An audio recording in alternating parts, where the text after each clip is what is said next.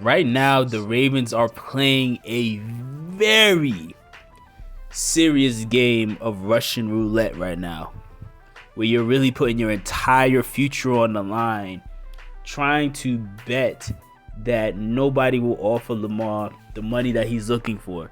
An amount of money that none of us actually know. People are just assuming he wants the 230 guaranteed and he's unwilling to move from that. But nobody actually knows, especially when on Lamar's side, allegedly, they're saying that they've never asked for that money. And again, like I said in another video, I'm more inclined to believe Lamar's side of this than the Ravens. I don't trust anything the Ravens say because the people in the front office, they're liars. Harbaugh's a liar. DeCosta, he be lying. He is a liar. A bunch of these guys, they lie all the time about a lot of things.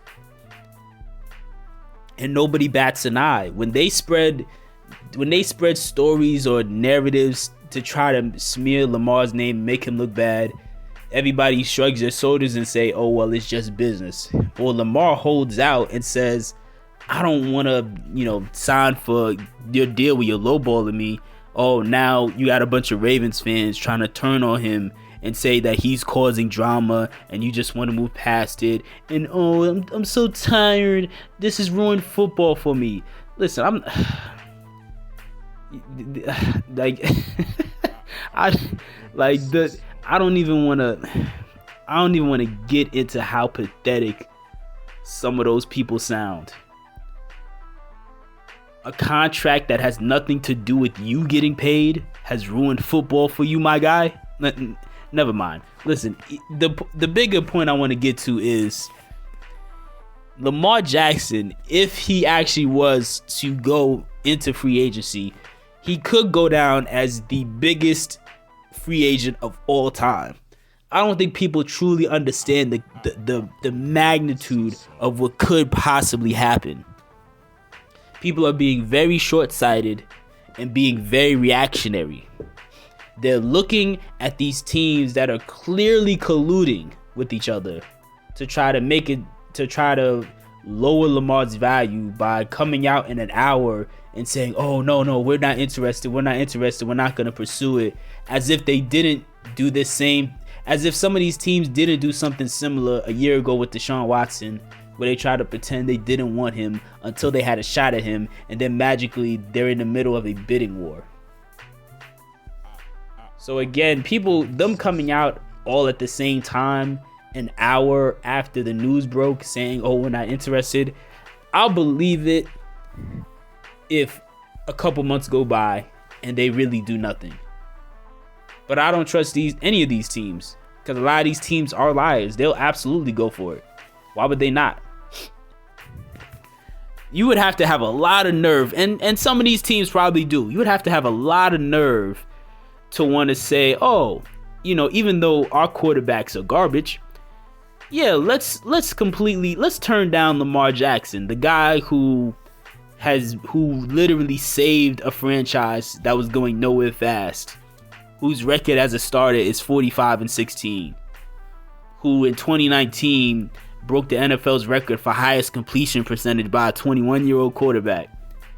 A guy who is the only quarterback ever to have a 400-yard game where he completed over 85% of his passes.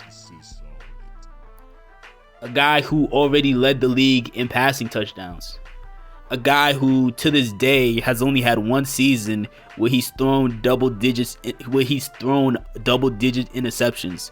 A guy who, even though the media and clueless fans say is inaccurate, to this day he has a higher completion percentage than Josh Allen.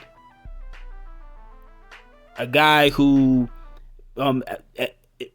last season, prior to his injury, was leading the league in yards per attempt and yards per completion and 40-yard passes.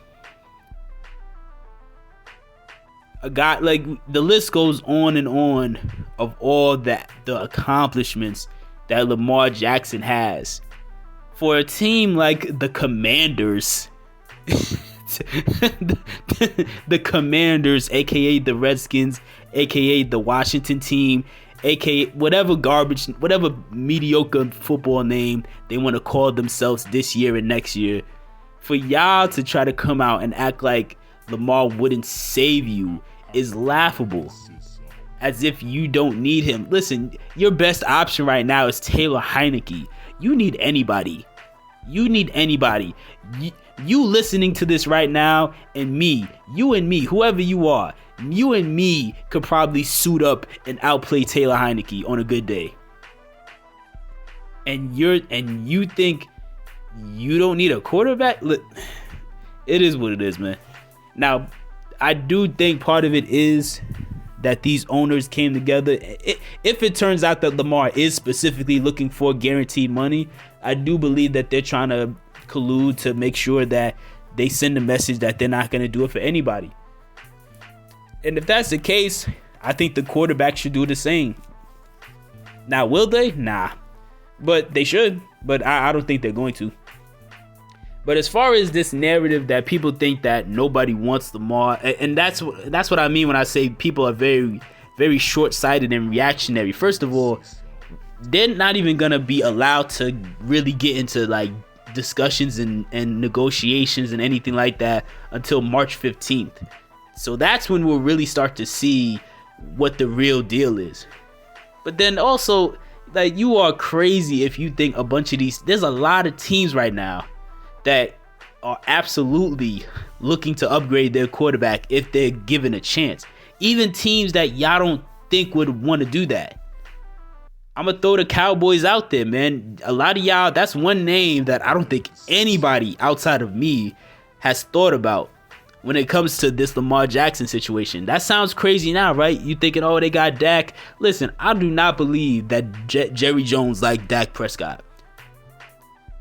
And I do believe Jerry Jones is bold enough to where if he got the opportunity, he probably would switch out Dak Prescott for Lamar Jackson. There's no reason not to. Lamar Jackson is younger and more accomplished. Like, there's literally no reason to not want to believe in and to not go for that. He's younger, he's more accomplished, he throws way less interceptions. People try to get on Lamar for his playoff record, but yet to this day, Dak only has 2 wins in the playoffs on his career, and he's played 3 years more than Lamar. Come on, man.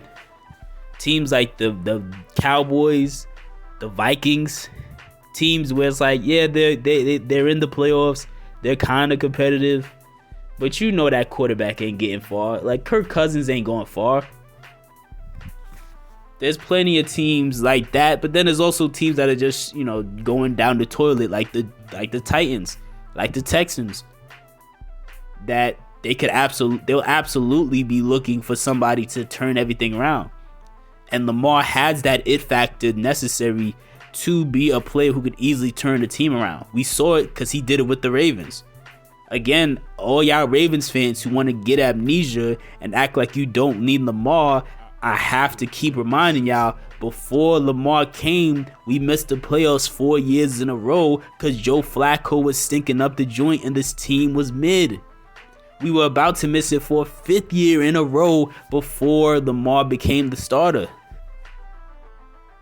But y'all want to sit here and act like, oh, we don't need him. We'll take the picks and we'll be fine, man. We'll go draft C.J. Stroud and Anthony Richardson. First of all, I don't even think they would have an opportunity to do that because I don't think they're willing to trade up to get those guys. But even if they did somehow get one of those guys, to think that you could just snap your fingers and replace a once in a generation quarterback is beyond disrespectful. And that alone is one of the many reasons why I wouldn't blame Lamar if he left. Because that's laughable that you think that you could just effortlessly snap your fingers and replace me. That's not how that works.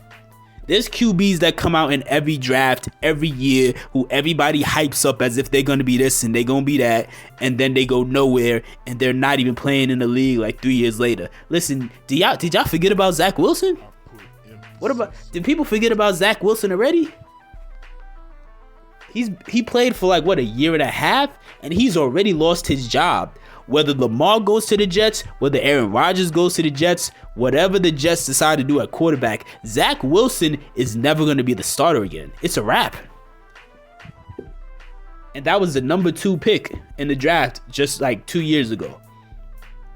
There's quarterbacks in this draft that y'all are hyping up right now. I don't know which ones, but it's going to happen. You're hyping them up right now. They're going nowhere. To think that you could just pluck some random dude out of college and get the same results as Lamar is laughable. And it is wildly disrespectful. And the way the Ravens have handled this whole contract situation was wildly disrespectful. The fact of the matter is, you should have signed Lamar 2 years ago. After Lamar's 3rd season, where, again, he already had the MVP by then. He was already winning a whole bunch of games by then. He went back to the playoffs and actually beat the Titans that year. You should have signed him that same summer. They didn't do it, though. You waited around. You was out here lollygagging. And guess what? The Browns blindsided you with the game-changing deal with Deshaun Watson, and now Bisciotti is in his feelings, doing pressers talking about, oh my gosh, that deal is ridiculous, this and that. It ain't the owners of the Browns' fault that you out here dragging your feet. That's not his fault, and that's not Lamar's fault either. You keep dragging this out, and it's only gonna just keep shooting you in the foot. Because let's say they let Lamar go. 9 times out of 10, they're not going to be able to replace him. So that means that you're automatically signing up for at least 2 to 3, maybe 4 or 5 plus years of being straight up terrible or being a average team at best that can't even make the playoffs. And on a good year, maybe you win like 8 games. On a good year. But guess what? That same quarterback you would try to replace Lamar with, again, he comes through, he doesn't get the same results. And what's going to happen? He's still going to want his money. Then what you going to do? You going to start over again? Okay.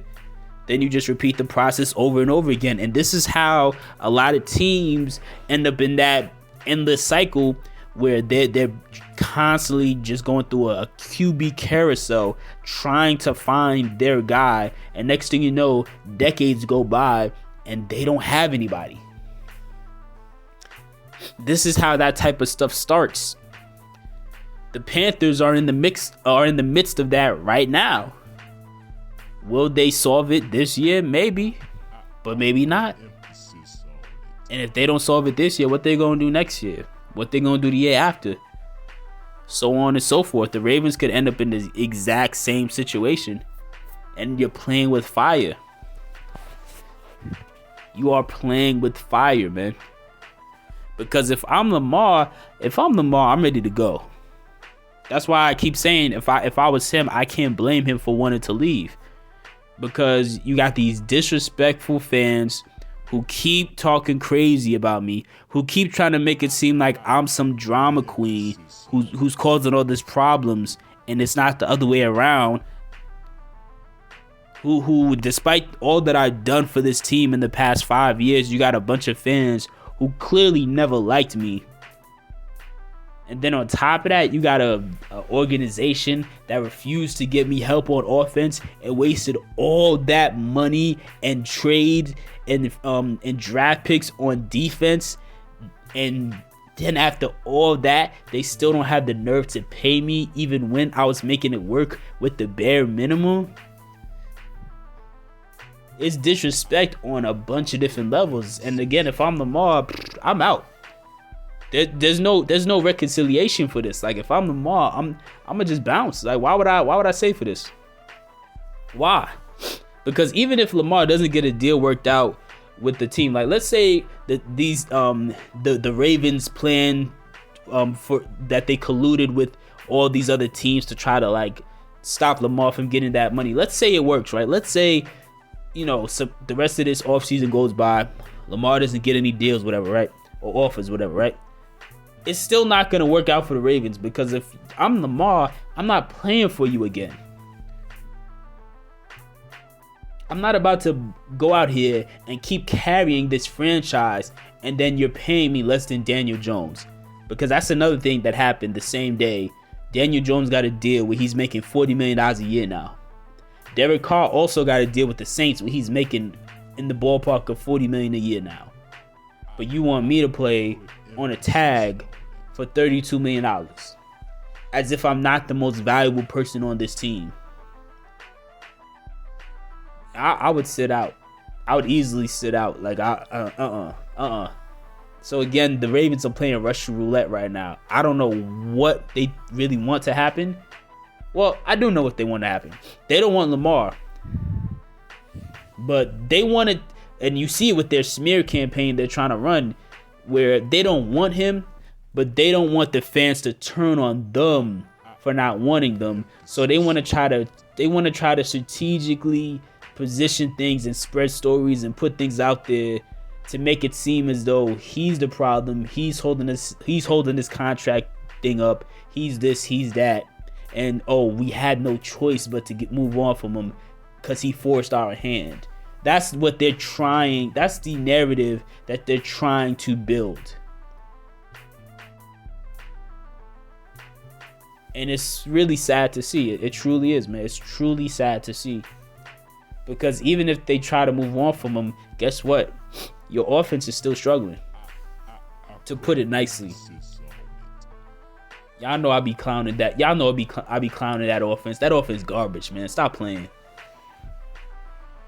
It's so bad. I started to feel bad for him. I really did. That's why I didn't do that Rashad Bateman video, because I started to genuinely feel sorry for those receivers. I was like, dang, man. Like, because it's one thing when you're calling people out, but once it gets to the point where everybody piles on, you start to really feel bad for them. I'm like, oh my gosh, like, dang, man, like this is I can't watch anymore, man. I'm trying. Like, part of me doesn't even really want to talk about receivers anymore on this team now, because it's really that sad to look at. I'm like, dang, man. Like, everybody know it's now almost a meme within the NFL world of how mediocre you guys are. Like, that's kind of sad. But I mean, nonetheless, man, my point is, even if they try to move on from Lamar, what are you going to do to replace him? Because no matter who you bring in that quarterback next, you still got to go get them receivers. Which to me would be another slap in the face, because you could have just saved a whole lot of time by getting Lamar some better receivers and a better offensive coordinator. Now, they did change the coordinators to Todd Monken, who I think it's going to work out with Todd Monken. Assuming Lamar stays, it's not looking good right now. But if Lamar does stay, I do think Todd Monken could be a very good coach. I have high hopes for him. But I mean, you got rid of Greg 2 to 3 years too late, and you're just now wanting to admit that there's a receiver problem 5 years too late. It's really a shame, man. But my bigger point with this video is that, look, man, if you really think that Lamar wouldn't set the league on fire as a free agent, man, you're crazy. You are absolutely out of your mind. You're talking about a guy who is clearly a top 2 quarterback in the NFL, who's only 26 years old, who we still haven't even seen his ceiling yet. See, as great as Patrick Mahomes is, we've seen the ceiling of Patrick Mahomes, in my opinion. We've already seen it. We've seen him play what I believe is his prime right now, even though his receivers aren't all that great. They're still, like, in my opinion, like solid number 2 type of receivers, solid maybe number 3 type of receivers. And then also, obviously, he has the best tight end in football. So we've seen him right now in his prime, even with average talent. But then we also seen him when he was approaching his prime with amazing talent around him by not only having Kelsey but also Tyreek Hill. So in my opinion, we've kind of seen what the best of Mahomes can be. And it's great, obviously, but we've seen it. We've yet to see the peak of Lamar Jackson. We don't know what it's going to be. In my opinion, before, years ago, I said I think he could have a season where he throws for 4,500 and then rushes for 1,500 in the same year. I got to alter that number now. I think Lamar could easily throw for 5,000 yards and get 500 touchdowns. 500 passing yards and 5,000 passing yards and 500 rushing yards and 60 touchdowns. That sounds crazy now, but I absolutely believe if you go out there and surround him with the stacked offense, he could easily do it. But we'll see how this works out. This team is on the cusp of, if this blows up in their face. If this blows up in their face, the team has to blow up at that point. I don't care how good people think the defense is. Like, it doesn't matter at that point. You just let your best offensive player ever walk out the door because you were too stubborn to pay him. Nobody's going to want to come here to play. Y'all are talking about some people are talking about, Ravens players don't want to play. Receivers don't want to play with Lamar. No, receivers don't want to play for the Ravens. And if you let Lamar go, nobody on offense will want to play for the Ravens. Receivers, tight end, O-linemen, whoever. Nobody's going to want to play. Because all they're going to do is they're going to look over and they're going to say, well, if they did that to the best quarterback they ever had, what would they do to me?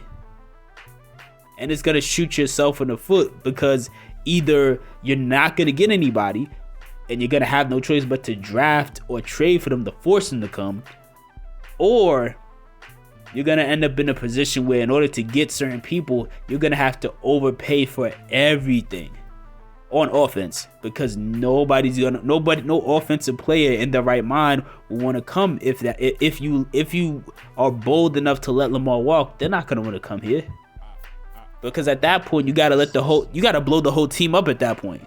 I don't care what anybody says. At that point, you got to blow the team up. The defense could be as good as you want it to be. And guess what? Without Lamar, you're only winning 4 games all season. I could guarantee that.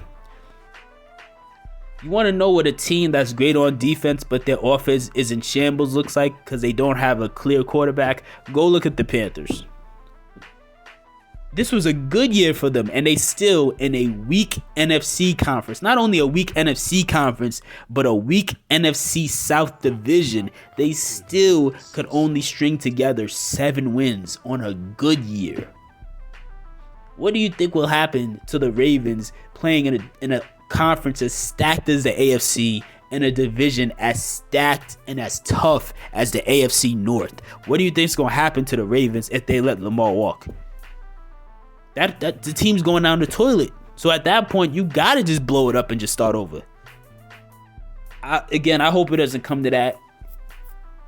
But let me know what your thoughts are. Do you believe Lamar is gonna get any major offers? Do you think nobody's gonna want to pay that? I think it's gonna happen. I don't know if he's gonna actually leave or not, because I'm hoping the Ravens can match it or they could work it out. But I do believe that a team like the Jets are going to probably make a move. I think a dark horse team that may surprise people, and this is a hot take, but I do think, you never know, the Cowboys could jump in. It sounds crazy, but for whatever reason, something in my gut is telling me that Jerry Jones is in the cut looking to make a move this, I'm not going to say ridiculous, but this bold, by saying, screw it, we're letting Dak go and we're taking Lamar and paying him whatever he wants right now. But, let me know what your thoughts are on this whole freaking this whole story arc now, because it's starting to just feel like this is becoming a soap opera, man. But let me know what your thoughts are.